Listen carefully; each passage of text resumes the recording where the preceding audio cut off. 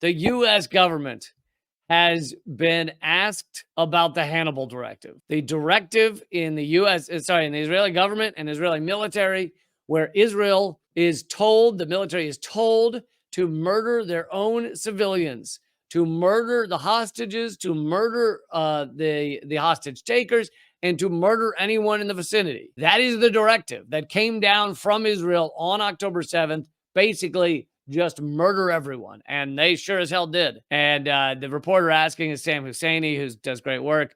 And he's asking the Gargamel goon, Matt Miller, spokesperson for the State Department. You talk about the hostages.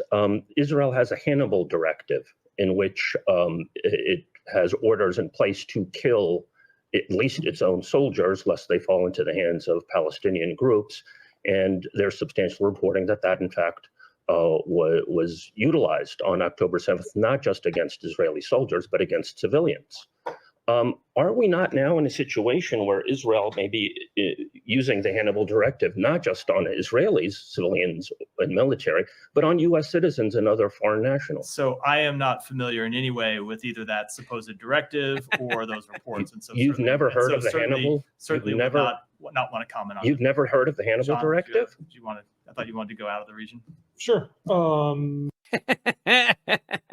And for those of you listening to the podcast, while he's asking this question, you see the Hannibal Directive headlines from mainstream outlets. This is covered. These are even Israeli propaganda newspapers have covered the Hannibal Directive. It's in the Jerusalem Post. It's been in L'Orient Today. It's been in Haaretz, another Israeli newspaper. The Telegraph, Israel killed own citizens on October 7th in the Hannibal Directive. The UN claims. Mondo Vice, another Israeli soldier admits to implementing the Hannibal Directive. One of those is mentioning the UN report that said Israel used the Hannibal Directive. It's not like it's only me, little old me, and Dangerous Ideas talking about the Hannibal Directive. It has been everywhere if you don't have your head up your ass. And here is Matthew Miller at the State Department saying, I've never heard of it. I don't know what you're talking about. What? Hannibal what? Who? Silence of the Lambs? What are you talking about? I don't know anything.